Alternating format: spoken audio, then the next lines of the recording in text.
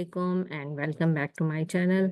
आज की वीडियो में हमने अपनी एक डॉक्टर दोस्त और अपनी बहुत ही मेहरबान डॉक्टर अनम फयाज को इनवाइट किया है, जो कि हमारे शहर मुल्तान में एज अ जनरल सर्जन काम कर रही हैं। और डॉक्टर अनम फयाज को भी इस बात का बहुत ज़्यादा शौक है कि हेल्थ को बहुत ज़्यादा आम किया जाए। इसी सिलसिले में हमने एक दूसरे से मशवरा किया और हमने उनको इनवाइट किया है ताकि वो एज अ कंसल्टेंट काम करती हैं, तो उनके साथ जो जो वाक़यात पेश आते हैं, जो पेशेंट उनसे सवालात करते हैं, हम उनको डिस्कस कर सकें। और साथ ही जो हमारे पास वीडियोस के दरमियान वीडियोस के नीचे कमेंट्स आते हैं, हम उन सवालात के जवाब दे सकें। तो इसी सिलसिले में आज हमने उनको अपने साथ एक ज़ूम मीटिंग में इनवाइट किया है। अस्सलाम वालेकुम। हमारे साथ फिर मौजूद हैं डॉक्टर अनम फयाज साहिबा, जो कि इब्न सीना मुल्तान में एज अ कंसल्टेंट और जनरल सर्जन अपनी खिदमात सर अंजाम दे रही हैं। और हमने उनको इनवाइट किया है। सबसे पहले तो अस्सलाम वालेकुम मैडम डॉक्टर अनम फयाज साहिबा। वालेकुम अस्सलाम, कैसी हैं आप? Thank you for inviting. जी, थैंक यू। सबसे पहले आपका शुक्रिया कि आपने इतना काफ़ी ज़्यादा मसरूफियात के बावजूद हमें टाइम निकाल के हमें टाइम दिया। Thank you so much for coming. It's a pleasure, it's a pleasure. आज वैसे तो हम आपसे मुख्तलिफ सेशन करते रहेंगे इससे रिलेटेड, सर्जिकल प्रॉब्लम से रिलेटेड। लेकिन आज मोस्ट कॉमन हमने सबसे पहले डिस्कस करने का सोचा है, वो है पित्ते की पथरी के बारे में। और हम पढ़ते हैं अपने सवाल की तरफ। जो पहला सवाल मेरा है कि कुछ तो इसकी कॉमन सिम्टम्स हैं और कुछ इसकी अनयूजुअल सिम्टम्स भी हैं। तो आप थोड़ा सा बताएं कि इसकी अनयूजुअल सिम्टम्स कौन सी हैं, क्योंकि कॉमन सिम्टम के मुतालिक तो हमारी वीडियोस भी मौजूद हैं और भी। और ये तो यानी लोगों को भी ज़्यादातर आइडिया होता है कि पित्ते का दर्द है। तो अनयूजुअल सिम्टम कौन कौन सी हैं? बिस्मिल्लाहिर्रहमानिर्रहीम। थैंक यू डॉक्टर रूफा, आपने इस फोरम पे आकर बात करने की मुझे अपॉर्चुनिटी दी। Gallstones, when back in time when we were students, जब हम पढ़ते होते थे तो गॉलस्टोन्स के बारे में जो रिसर्चेस थी, जो बुक्स थी, जो हमारा डेटा है, वो basically it's not from the Pakistan, we study foreign books. तो हम लोग पढ़ते थे कि ये फीमेल्स में होता है, ज़्यादा 40s के बाद होता है, जो फैट पेशेंट्स हैं उनमें होता है। But when we practice in Pakistan, तो हमारी जो डायनामिक्स हैं स्टडीज़ की, वो चेंज हो जाती हैं। तो मैंने अपने अब तक एक्सपीरियंस में बड़ी अनयूजुअली प्रेजेंटेशंस होती देखी हैं। जैसे मैंने 9 साल की बच्ची में भी देखी है, मैंने 11 में भी देखी है, मैंने 13 में भी देखी है। So I have done lap choles surgeries on patients who are younger than 20 years old। और बहुत ज़्यादा बुजुर्ग खवातीन या बूढ़ों में भी की हैं। तो ये होना कि जी ये 20-30 की एज में ही होगा दर्द, तो ये एक कॉमन है। अनकॉमन है कि एक्सट्रीम्स ऑफ एजेस में भी हो सकता है। दूसरा, जिन लोगों को नहीं मालूम, पित्ता जो है, जो गॉल ब्लैडर है, वो हमारे जिस्म में राइट साइड पे होता है। जो हमारी पसलियां हैं, जो हमारे रिब्स हैं, उसके पीछे की तरफ। जो लिवर है, जिगर है, उसके नीचे होता है। यूजुअली इसका पेन होता है राइट साइड पे। ठीक है। अनयूजुअल है कि इसका पेन बिल्कुल पेट के सेंटर में भी हो सकता है, जिसको लोग मैदे का दर्द समझते हैं, या ऑन द लेफ्ट साइड भी हो सकता है, जिसको लोग कोई मस्कुलर पेन समझ रहे होते हैं। सो पेन की जो है डायरेक्शन या उसकी साइड जो है वो वेरी कर सकती है, पेन की सिवेरिटी वेरी कर सकती है, पेन की जो है ऑनसेट कि किस एज में होगा वो वेरी कर सकता है, और जेंडर भी। कुछ लोगों को लगेगा कि जी मेल्स में नहीं होता, और मर्दों का अमूमन पेन को बर्दाश्त करने का स्टेमिना थोड़ा ज्यादा होता है, वो इग्नोर करते रहते हैं। So it gets worse in men. वो हम इस पर इंशाल्लाह बात करेंगे। ठीक है। तो यानी ये प्रेजेंट हमेशा पेन के थ्रू ही करेगा, ये बात। मोस्टली मोस्टली पेन के थ्रू करता है, लेकिन अनयूजुअल सिम्टम्स में जैसे भारीपन है, आप रोटी खा लें, खाना खा लें, तो कुछ लोग कहते हैं कि दे ब्लोट, उनको भारीपन महसूस होता है, गैस बनी फील गैस हो होती है, जाता है। बर्ड्स करते हैं, आए आती, हाँ, तो उनको लगता है जैसे हमारे को स्टमक अपसेट है, हमारे मैदे का मसला है। तो वो हम्म। अनयूजुअल सिम्टम्स है, खाने के साथ मैदे के साथ जो सेंटर में पेन कर रहा है, वो मिक्स होता है स्टमक के सिम्टम्स के साथ, गैस्ट्राइटिस है या कोई अल्सर्स हैं, उस तरह की मिक्स सिम्टम्स आती हैं। और अगर कोई इन्फेक्शन हो जाए, यानी स्टोन फंस गया है और जो उसकी सिक्रीशंस है वो आगे नहीं जा पा रही है और वो पड़े पड़े इन्फेक्ट हो गए हैं, तो पेशेंट बुखार के साथ भी आ जाते हैं। और काफी लंबा टॉपिक है इसके हम्म। ऊपर। यानी अगर उनकी पसलियां स्लिप होके किसी नाली में फंस जाए तो किस तरह मरीज आएगा, किसी लबलबे में जाके फंस जाए तो मरीज किस तरह आएगा। मोस्ट ऑफ द टाइम्स दर्द के साथ आते हैं और हाजमे के मसले के साथ आते हैं। तो आप क्या सजेस्ट करती हैं कि दर्द के साथ जो पेट के दर्द में खास तौर पे जो ऊपर दर्द होता है राइट लेफ्ट या सेंटर में, उन तीनों कंडीशन में एक पेशेंट को अल्ट्रासाउंड करवा लेना चाहिए? बिल्कुल बिल्कुल, डेफिनेटली। एक्यूट एब्डोमेन एक टर्मिनोलॉजी है जो हमारे ईआर के लोग जानते हैं, इमरजेंसी के। क्या एक्यूट एब्डोमेन यानी जब भी पेट के दर्द के साथ कोई पेशेंट आ रहा है तो उसके कुछ टेस्ट हैं जो करवाने ही करवाने होते हैं, ताकि हम रूल आउट कर सकें कि वेदर पेशेंट को जो पेन है वो मेडिकल रीजन से है या सर्जिकल रीजन से है। अब जो पेट के सेंटर का दर्द है वो हार्ट रिलेटेड भी हो सकता है, वो स्टमक रिलेटेड भी हो सकता है, और जैसा भी मैंने बताया कि वो गॉल स्टोन्स की वजह से भी हो सकता है। और भी there are list of reasons जो है किस वजह से है। लेकिन बेसिक टेस्ट जो है ब्लड टेस्ट के अलावा we should also do an abdominal scan. Acute abdomen जो आपने बताया है, इसके बारे में थोड़ा बताइए कि इसकी क्या सिम्टम है, कि अगर किसी पेशेंट को महसूस हो तो वो फौरन इमरजेंसी में जाए। वो कौन सी अलामात हैं? बिल्कुल ऐसी है। कुछ पेन हैं जो बर्दाश्त के काबिल होते हैं, कुछ पेन हैं जो बर्दाश्त के काबिल नहीं होते, और उनके जो सिम्टम्स है मरीज के दर्द के वो घर वालों को भी लगेगा, मरीज को भी लगेगा, ये घर में मैनेज नहीं हो सकते। जैसे कि शदीद दर्द होना, आउट ऑफ प्रोपोर्शन पेन होना, वॉमिट्स होना दर्द के साथ, कुछ खाया पिया ना जा रहा हो, जो भी खा रहे हैं वॉमिट आउट हो रहा है, मतलब एक्सपेक्ट नहीं कर रहे, जिंदगी में कभी इस तरह का दर्द नहीं हुआ। तो पेट में, जिस्म में कहीं भी इस तरह का आउट ऑफ प्रोपोर्शन कभी दर्द हो, वॉमिट्स हो रही हो, पेशेंट की बर्दाश्त से बाहर हो, खाना पीना टॉलरेट ना हो रहा हो, तो उसको फौरन से इमरजेंसी में जाके अपने आप को इवैल्यूएट करवा लेना चाहिए। ठीक है। और आप कोई सजेशन इस बारे में देंगी कि क्या हमें एक खास एज पर जाकर फीमेल्स को अल्ट्रासाउंड करवाना चाहिए, प्रिवेंटिव या स्क्रीनिंग टाइप का अल्ट्रासाउंड, इस पित्ते से रिलेटेड, पित्ते की पथरियों से रिलेटेड, स्पेशली अगर उनकी फैमिली हिस्ट्री भी हो? फैमिली हिस्ट्री अगर ना हो तो देखें, डिपेंड करता है आपकी डाइट कैसी है और आपकी जो है बिल्ड कैसी है। फीमेल्स में ज्यादा हमारे जिस्म में एक हार्मोन है ईस्ट्रोजन, उसकी वजह से थोड़ा सा ज्यादा कॉमन है। और हम प्रेगनेंसी होती है फीमेल्स में, कुछ पिल्स लेती हैं, तो वो सारा हार्मोन्स रिलेटेड हो जाता है, तो इस वजह से फीमेल्स का प्रोपोर्शन ज्यादा है।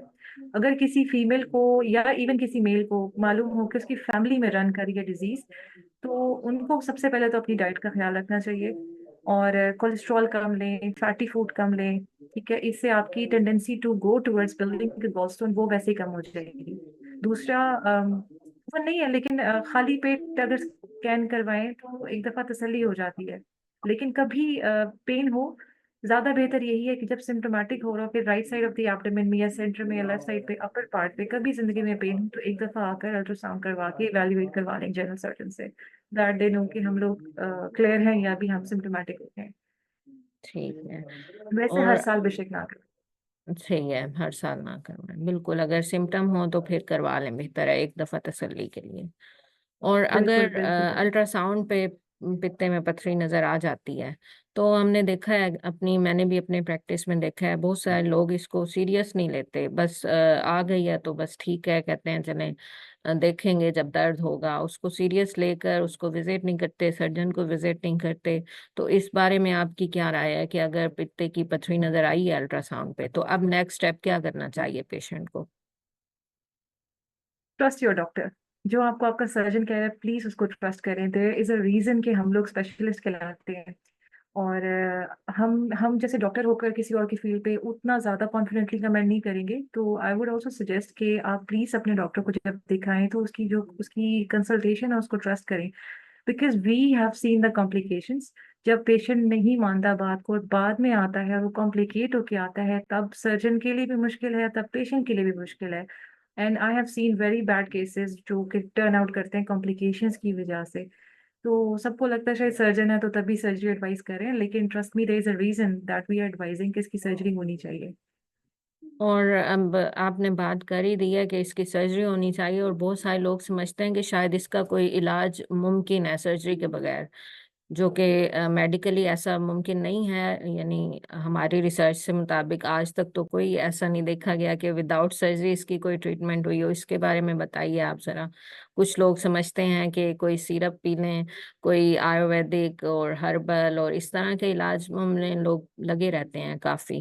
ये आपने इनफैक्ट बहुत ही अच्छी बात कर दी आयुर्वेदिक और हर्बल की तरफ, बिकॉज हमारे पास पेशेंट्स आते हैं, एक और लोकल प्रैक्टिस है पाकिस्तान में, वो कुछ हकीमों के पास जाते हैं या पीरों के पास भी जाते हैं। सो देखिए, जो जिसका बिलीफ है मैं उसे मना नहीं करती, लेकिन if you have come to a doctor और आप सर्जन के पास आ गए हैं, तो जो हमारी कंसल्टेशन है उसको भी वैल्यू करना चाहिए। सही।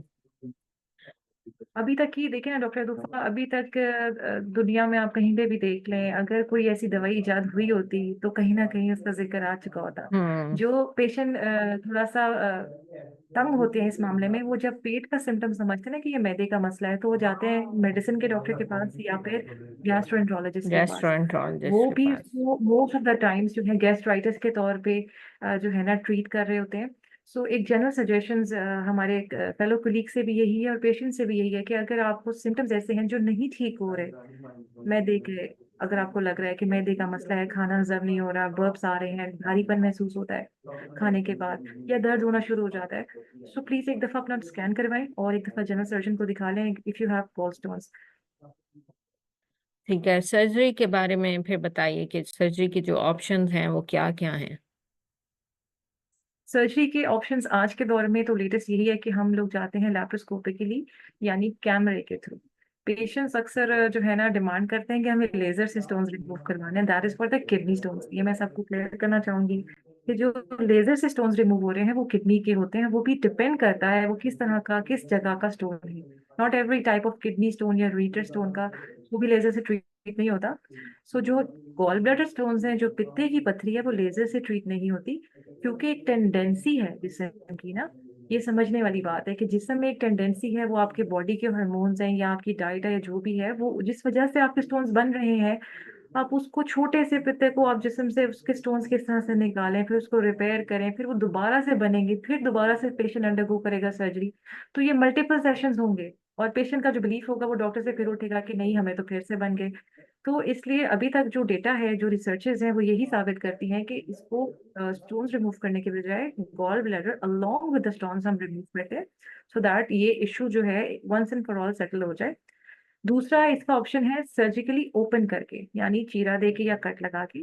वो अब काफी रेयर हो चुका है, और वो कोई कॉम्प्लिकेशंस हो या कोई सर्टन इंडिकेशंस हो या कोई नाली में पथरी फंस जाए जो लैप्रोस्कोपिकली ना हो पा रही हो या कन्वर्ट करना पड़े ड्यू टू सर्टेन इंडिकेशंस, फिर या वो कन्वर्ट होता है या ऑफिशियली ओपन के तौर पे बुक होता है। अदरवाइज लैप्रोस्कोपिक सर्जरी है, कैमरे के थ्रू हम करते हैं। छोटे छोटे 3 से 4 कट होते हैं जो कि 1 सेंटीमीटर के भी नहीं होते। So hardly 3 to 4 cuts which are smaller than a centimetre, उसके थ्रू हम जाके लैप्रोस्कोपिकली गॉल ब्लैडर को along with the stones remove कर देते हैं। और इसकी ठीक है। सबसे अच्छी बात है कि ये डे केयर सर्जरी है। ये डे केयर हम्म। सर्जरी है, इसमें पेशेंट सेम डे पे डिस्चार्ज हो सकता है और वेरी नेक्स्ट डे अपनी एक्टिविटीज को रिज्यूम भी कर सकता है। तो लेप्रोस्कोपिक सर्जरी हर उस पेशेंट की हो जाती है चाहे वो अक्यूटली प्रेजेंट करे। बिल्कुल हो सकती है, लेकिन डिपेंड्स अपॉन द एक्सपर्टीज। अगर कोई एक्सपर्ट नहीं है इस चीज़ के ऊपर कि वो एक्यूटली इन चीज़ों को डील करे, तो उसको चाहिए कि वो पहले एक्यूट अटैक को एंटीबायोटिक्स के थ्रू सेटल करवा ले।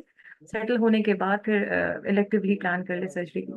Otherwise if the surgeon is expert in such situations, वो इलेक्टिवली भी कर सकता है एक्यूट कंडीशन में, और बाद में भी कर सकता है। अब आपने बताया कि इसका इलाज सिर्फ यही है कि पित्ते को बॉडी से रिमूव कर दिया जाए। अब बहुत सारे लोग इस बात में परेशान होते हैं कि हमारे जिस्म का एक अहम हिस्सा है पित्ता, वो निकल जाएगा तो क्या होगा।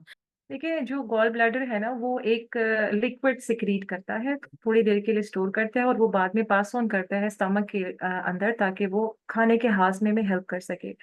तो ऐसा नहीं है कि बहुत ही ज्यादा कोई इसका जरूरी काम है जिसके निकलने के बाद पेशेंट की जिंदगी जो है बहुत मुश्किल में आ जाएगी। सो ऐसी बात हरगिज भी नहीं है। अल्लाह पाक ने जो है ना, अगर बीमारी दी है तो उसकी शिफा भी दी है, और surgical removal is part of the शिफा।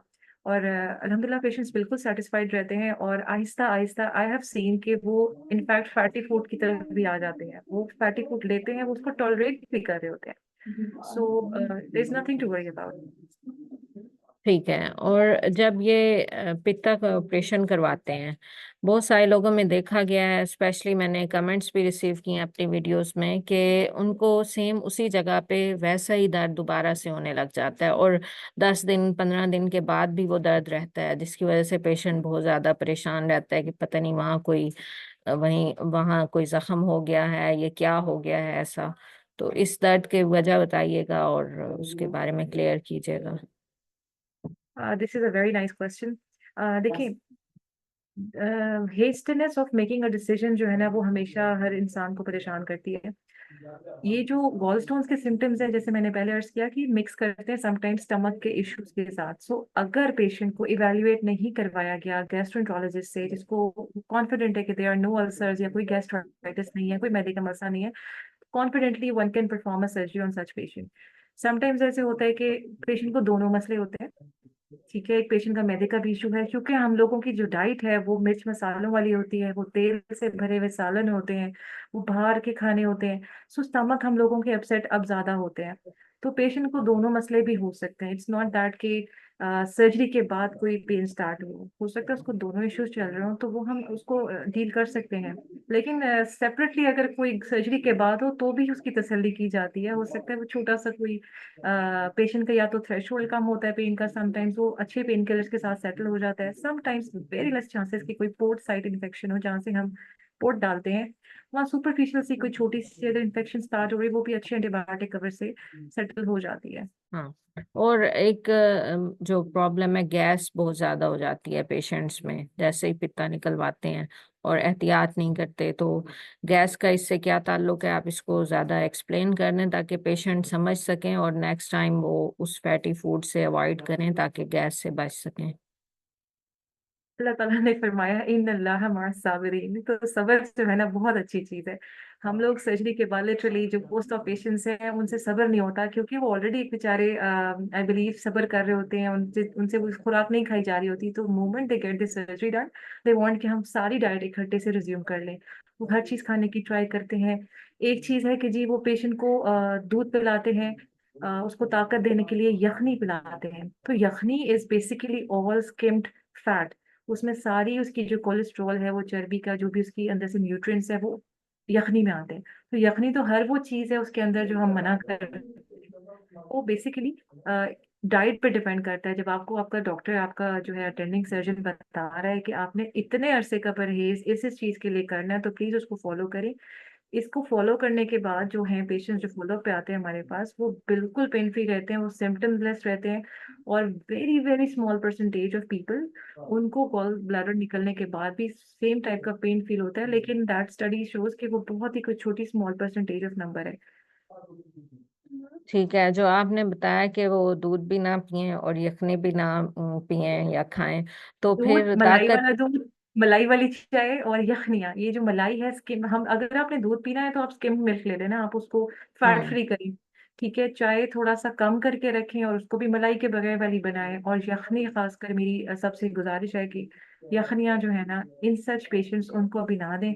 हफ्ता 2 हफ्ता उनको रेस्ट करने दें। बॉडी ने एक आपका ऑर्गन निकाला है, तो उसके बगैर बॉडी ने खाना कैसे हजम करवाना है वो सीखने में वो थोड़ा सा टाइम लेता है, एडजस्ट करता है कि now this is the reality, मैंने ऐसे खाने को ऐसे हजम करवाना है। तो उसको टाइम दें, ओवरलैप दें। आहिस्ता आहिस्ता बॉडी जब यूज टू हो जाती है, तो मैंने जैसे पहले बताया, पेशेंट्स आराम से हर तरह की डाइट टॉलरेट कर लेते हैं।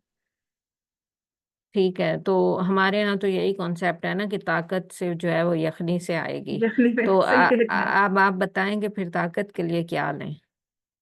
कोई देखिए, चार तो पांच चीजें हाँ बता जी, दें ऐसी जो बिल्कुल ऐसे ही ताकत है। के लिए ले ताकत, सकें। ताकत अल्लाह ताला ने हर चीज में रखी है। ये यहाँ पर है हमारे। ठीक है ना, अल्लाह ताला ने इतनी खुराक की वैरायटी हमारे बनाई है, खासकर हमारे मुल्क में बहुत सारी चीजें हैं। तो हम कहते हैं आप स्टेप बाय स्टेप चलें। जैसे बेबी जब चलना स्टार्ट करता है तो वो फौरन से नहीं भागता, वो जंप्स नहीं लगाता, वो क्रॉल करता है, फिर वो खड़ा होता है, वो बैलेंस सीखता है, वो छोटे छोटे स्टेप्स लेता है, then he starts walking and then running. तो पोस्ट ऑफ जब आप अपनी खुराक के लिए आ रहे हैं, तो उसको भी बेबी स्टेप्स में स्टार्ट करें। तो क्लियर लिक्विड से, ग्रीन टी से, देन सेमी सॉलिड फूड से, देन सॉलिड फूड से। अपनी टॉलरेबिलिटी को भी देखना है कि जो चीज आप टॉलरेट करते जा रहे हैं, आहिस्ता आहिस्ता आप उसको बढ़ाते जाएं। लेकिन वही बात है कि थोड़ा सा हफ्ते 2 हफ्ते के लिए फैट फ्री फूड रखें, उसमें तली हुई चीजें ना हो, चिकनाई वाली ना हो, मलाई वाली ना हो, ऑयली ना हो, कोलेस्ट्रॉल कंटेनिंग ना हो, कि थोड़े से अरसे का परहेज है, तो इंशाल्लाह आप क्विक रिकवरी करके ये हर चीज दोबारा बाद में खा सकते हैं। ठीक है, आपने जो बताया कि वो जो दर्द उसी जगह पे दोबारा से हो रहा है, तो उसकी वजह या तो मैदे का अल्सर हो सकता है या कोई और मैदे का मसला हो सकता है। तो अगर पेशेंट इस सूरत हाल में क्या करे? क्या वो गैस्ट्रोएंटरोलॉजिस्ट के पास जाए? अभी वो एक ऑपरेशन करवा के हटा है, अब वो परेशान हो जाएगा कि अब मुझे कोई और मसला अभी था जो बाकी रह गया है। अब इस सूरत हाल में वो क्या करे? It's a very nice question. ऐसा है कि पेशेंट अपना जो है ना सही से असेसमेंट ये करे कि समटाइम्स पेशेंट का पेन जो है वो एग्जैक्टली लाइक बिफोर है, sometimes not exactly like before है। ठीक है, ये दो चीजें हैं। एग्जैक्टली लाइक बिफोर है तो हो सकता है कि जैसे वही दो पैथोलॉजीज चल रही हैं, तो उसके लिए फिर हम कुछ चीजें खुराक में या पोस्ट ऑफ मेडिकेशंस में हम ऐड करवा देते हैं, जिससे पेशेंट का वो एक्यूट फेज जो पेन का है वो गुजर जाता है, फिर हम बाद में उसको आराम से तसल्ली की कर सकते हैं। पेशेंट एक स्ट्रेस में होता है, फिजिकली जो सर्जरी के थ्रू आता है, फिर होता है मेंटली कि मैंने एक सर्जरी करवाई है। तो स्ट्रेस से भी ना थोड़ा हमारे जिस्म में मैदे के अंदर एक एसिड हम्म। रिलीज होता है, एसिड रिलीज होने से भी बाज़ औक़ात जलन के या दर्द के सिम्टम्स आते हैं। तो वो चीजें हैंडल हो सकती हैं। अगर आउट ऑफ प्रोपोर्शन हो रहा है, जो नॉन सर्जिकल है, वो भी फॉलो अप विजिट पे मालूम हो जाता है। दूसरी एक अहम चीज जो मैं बताना चाहूंगी कि समटाइम्स पेशेंट ना फॉलो अप उस तरह से नहीं करवाते। मींस उनको लगता है जी हमारा तो साथ वाला एक एक्स एक्स एक्स वाई जी डिस्पेंसर है, उसने हमारी पट्टी कर दी थी, तो वो पट्टी प्रॉपर एसेप्टिक तरीके से नहीं होती, मतलब साफ सुथरे तरीके से नहीं होती, तो पेशेंट का वूंड इन्फेक्ट हो जाता है। अब वो इन्फेक्टेड है, वो मरीज को भी नहीं पता लग रहा until unless clear cut abscess या पस नहीं बनती। आप समझ रहे हैं? तो वो अपने वूंड को करवाते रहते हैं फॉलो किसी और से, और जब वो खराब हो जाए then they show up in the OPD कि हमें आप आके देख लें, ये जख्म पहले जैसा नहीं है। तो ये डिपेंड करता है, आप अपने प्राइमरी अटेंडिंग सर्जन को ही दिखाएं, उसी को अपना जख्म दिखाएं, ताकि वो समझ सके कि इसका जो सीक्वेल है वो सही से चल रहा है कि नहीं। अगर वो कन्वर्ट हो रहा है किसी खराब रास्ते की तरफ, पेनफुल हो रहा है, तो वो उसको देर एंड देन देख लेगा। अगर वो नहीं हो रहा तो वो आपको कंग्रेचुलेट करके वापसी घर भेज देगा। हम्म। ठीक है, कुछ दर्द ऐसे भी होते हैं जिनमें सांस लेने में भी एक पसली वाली जगह पे पेशेंट्स को दर्द होता है, तो उस दर्द का क्या ताल्लुक है इससे? बिल्कुल। ये इसका मतलब है कि आपका जो गॉल स्टोन है वो उस टाइम एक्यूटली जो है फौरी तौर पे शदीद तौर पे इन्फेक्ट कर रहा है आपके पित्ते। ठीक है, इसको हम बोलते हैं एक्यूट कोलिसिस्टाइटिस। ठीक है, यानी आपका पत्थर कहीं ना कहीं जाके फंस गया है और वो नॉर्मल फंक्शन नहीं करने दे रहा गॉल ब्लैडर को या पित्ते को। उस टाइम जो है ना वो पित्ता सूज जाता है, उसमें सोजिश हो जाती है, वो फूल जाता है, वो सही से काम नहीं कर पा रहा होता।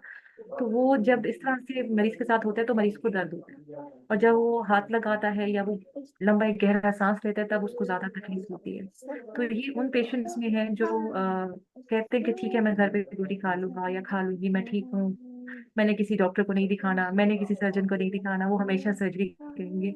देखिए अल्लाह पाक ने आपका जो जिस्म है वो आपके लिए कमानती है।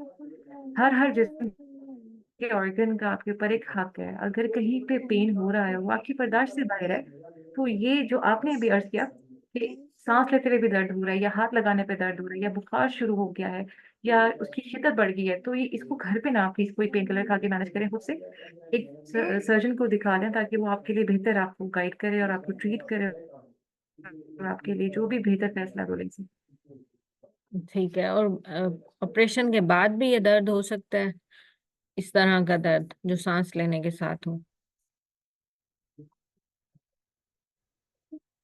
नॉट लाइक लेटे रहना पसंद करते हैं, जो चलते नहीं है, क्योंकि पेशेंट को हम पूरा बेहोश करते हैं, उनके जो सांस लेने की सलाहियत है वो मशीन पे शिफ्ट की जाती है। तो जब मरीज को वापसी मशीन निकालते हैं तो हम इनकरेज करते हैं मरीज को कि वो नॉर्मल लोगों की तरह चले और आराम आराम से लंबे गहरे सांस ले, ताकि उसका जो लंग है वो पूरी तरह से फूले और वो सही से फंक्शन करे। लेकिन अक्सर लोग जो है, इवन डिस्पाइट द फैक्ट कि ये डे केयर सर्जरी है और ये लेप्रोस्कोपिक सर्जरी है, यानी इसमें पेन का प्रोपोर्शन बहुत ही कम है, इसमें मरीज काफी पेन फ्री रहते हैं। अक्सर हम इनमें पेन किलर्स या एंटीबायोटिक्स भी नहीं देते, यानी ये इतनी सेफ सर्जरी है। ठीक है, लेकिन जो मरीज डिस्पाइट दी एडवाइस के उठें चले फिरे काम करें, वो लेटे रहना पसंद करते हैं, तो ऐसे मरीजों में हाई चांस के उनको इस तरह का दर्द हो जो सांस लेने के साथ ताल्लुक रखता है। तो कुछ लोग जब ऑपरेट करवाते हैं तो उनको वीकनेस इतनी ज्यादा हो जाती है तो वो समझते हैं कि हम चल लेंगे कैसे, तो उनके लिए फिर क्या ऑप्शन है? उनके लिए ऑप्शन है कि आप अपने फ्रेंड्स और फैमिली को अपने पास बुलाएं, उनके साथ अच्छी गुफ्तगू करें और हम्म। एक दो साथ दिन उनको साथ रखें, ताकि वो आपके साथ वॉक करें, आप उनके साथ अच्छा क्वालिटी टाइम स्पेंड करें। और लेकिन चलिए नाज़मीन। ठीक है, तो यानी अभी थोड़ा सा समराइज अगर मैं कर लूँ कि ऑपरेशन करवाने के बाद जो जो मसाइल होते हैं पेशेंट को, उनमें सबसे ज़्यादा अहम तो गैस है, गैस हो जाती है और वो उस हम खुराक से उससे बच सकते हैं, खुराक का सही इस्तेमाल से। दूसरा जो बिल्कुल। हमारा मसला होता है कि दर्द उसी जगह पर होता है, उसकी मेन वजह तो वही ऑपरेशन का दर्द हो सकता है, या फिर अगर ज़्यादा सवेयर दर्द है तो उसको फर्दर इवेल्युएट करवाया जा सकता है। थर्ड एक और हमने क्वेश्चन में मैंने देखा था अपनी वीडियोस के कि किसी ने लिखा हुआ था कि बड़े पेशाब में अगर खून आ जाए, क्या ऐसा भी हो सकता है? नहीं, इट्स नॉट रिलेटेड। अगर किसी ओके। को आ रहा है तो मे उसको पहले से कोई इशू होगा, या तो स्टमक में अल्सर्स होंगे या नीचे कोई उसको हेमोरॉइड्स या बवासीर होंगे। सर्जरी के बाद स्टूल में बिल्कुल ब्लड नहीं आता। नॉट बिल्कुल रिलेटेड है। नहीं आता, इट्स नॉट बिल्कुल related to that not surgery. related, yes। सही। और इसके अलावा आपके जो पेशेंट्स में कोई ऐसी देखी गई हो कॉम्प्लिकेशन, उनका हम जिक्र कर लेते हैं, कुछ अलामात, तो आप अपना एक्सपीरियंस शेयर करें हमारे साथ। अच्छा, छोटा सा जो है हमारा टेक होम मैसेज होना चाहिए आज की मीटिंग का, ये तो हमारा इंफॉर्मेटिव सेशन था कि जी गॉल स्टोन्स या पित्ते की पथरी प्रेजेंट कैसे करती है, तो तकलीफ से हो सकती है, गैस हो सकती है, वो हमने सारा डिस्कस किया। उसके लिए हम डिटेक्ट कैसे करते हैं, अल्ट्रासाउंड करवा लें, कुछ ब्लड के टेस्ट हैं वो भी हमने बात कर ली। उसके लिए इलाज क्या करना है वो है कि उसको आप रिमूव करवाएं गॉल ब्लैडर को, ये भी हमने बात कर लिया। अब टेक होम मैसेज ये है कि क्यों ऐसा करवाएं। ठीक है, वो पेशेंट जो है वो रिलक्टेंट होते हैं, वो डरते हैं कि जी ऑपरेशन करवाना है। तो पहली चीज तो ये लैप्रोस्कोपिक सर्जरी है। ये मिनिमल इन्वेसिव है, यानी इसमें बहुत बड़ा कट नहीं लगता। ये छोटे छोटे 3 से 4 कट्स होते हैं जो सेंटीमीटर के भी नहीं होते, तो इसमें बहुत ही सेफ अप्रोच है ये। बहुत ही कॉमन सर्जरी है ये अब, और पेन फ्री रहता है पेशेंट। दूसरी चीज ये समझनी चाहिए कि जो पथरियां हैं, ठीक है, वो कर क्या सकती हैं। अब जो बन गई है पित्ते की पथरी, उसने करना क्या है। देखिए, या तो वो बिल्कुल पड़ी रहेगी, कुछ भी नहीं कहेगी। ठीक है, अक्सर पेशेंट्स ऐसे भी आते हैं, वो कहते हैं मेरे तो 10 साल से पड़ी पत्थर, मुझे कुछ नहीं कर रहे। तो देखिए, 10 साल 10वें महीने में वो कुछ कर भी सकता है, यू नेवर नो। ठीक है, अब जितना एज प्रोग्रेस कर रही है उतने मसाइल बढ़ जाते हैं। किसी को शुगर हो रही है, किसी को ब्लड प्रेशर हो रहा है, किसी को कोई दिल का मसला हो रहा है, किसी को कोई ये मसला है, एक्स्ट्रा मसले हो जाते हैं। So with the passing age, age के साथ एनेस्थीसिया देना या सर्जरी को बर्दाश्त करना वो एक और बात है, बजाय ये कि इंसान अगर कंपैरेटिवली यंगर एज में करवा ले, जिसमें वो डे केयर सर्जरी है, वो चल फिर सकता है। जो पथरियां हैं, या तो वो बड़े बड़े अटैक्स करवाती हैं, या वो कहीं पित्ते की नाली में, या जो 2-3 नालियां लिवर से निकलती हैं, जिगर से निकलती हैं, और वो नाली जाती है या वो उस नाली में फंस जाती है, या वो लबलबा एक ऑर्गन है पेनक्रियास जिसको बोलते हैं, या वो उधर जाके फंस जाती है। तो सिक्रीशंस जो है वो ब्लॉक हो जाती हैं। ये जब पेशेंट्स हमारे पास आते हैं तो हम उनको प्रॉपर तस्वीर दिखा के गाइड भी करते हैं कि जो नालियां हैं, अगर इनमें पथरियां फंस जाएं तो ये ज्यादा कॉम्प्लिकेशन बड़ी कर देता है। पेशेंट बहुत ज्यादा सिक होके आता है अगर तो लबे में फंस जाए या पित्ते की नाली में ही फंस जाए। तो पेशेंट को उस टाइम जो है फौरन से एडमिट करना लाजमी हो जाता है। उसका खाना पीना भी बंद हम कर सकते हैं, क्योंकि पेशेंट मुंह से कुछ खा पी नहीं पा रहा होता।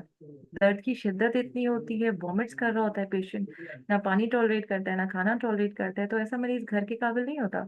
उसका एडमिशन लाजमी हो जाता है, उसका खाना पीना बंद करता है, उसको फीवर हो रहा होता है, वो पेन में होता है अच्छा खासा। तो वो एक सिवियर कंडीशन है। और खुदा ना खास्ता अगर पेनक्रियास इन्वॉल्व हो जाए, लबलबा, तो लबलबा जो है एक ऐसा ऑर्गन है जिस्म का जो कुछ हार्मोन्स बनाता है, वो बहुत सारे जिस्म के और बॉडी पार्ट्स को चलाता है। तो वो बहुत सारे ऑर्गन्स को इकट्ठा अफेक्ट करता है। वो आपके लंग्स को भी करेगा, वो आपके पेट को भी करेगा, वो आपके बाकी चीजों को भी करेगा। तो पेशेंट इकट्ठा बहुत जगहों से सिक हो जाता है। तो ऐसे मरीज फिर उस टाइम पछता रहे होते हैं कि हमने तो इतने साल पित्ते की पथरी पाल के रखी, उसने हमें कुछ नहीं किया, आप देखो सब कुछ किया तो इकट्ठे कर दिया। सो ये या तो कुछ नहीं करता या ये बहुत कुछ करता है। So my genuine suggestion for those people जो ये सुन रहे हैं, कि अगर आपको या आपके किसी जानने वाले को गॉल स्टोन्स हैं या डायग्नोज हो गए हैं, तो प्लीज इसको इजी इजी मत लें। इसको प्लीज टाइम से रिमूव करवा लें, क्योंकि timely removal is the only best solution for your own health. Hmm. तो मैं भी यही कहना चाहूंगी कि ये अगर पथरी जो है वो जब तक पित्ते में है और पित्ता आप उसको निकलवा दें तो वही बेस्ट है, क्योंकि जो पित्ते के बिल्कुल। आसपास सारे ऑर्गन हैं वो उससे ज्यादा, कहीं ज्यादा अहम ऑर्गन्स हैं जो कि आपकी लाइफ को डेंजर कर सकते हैं। कहीं और आपने की चला आवाज गया तो बिल्कुल फिर ऐसी आपके है। लिए नुकसान है।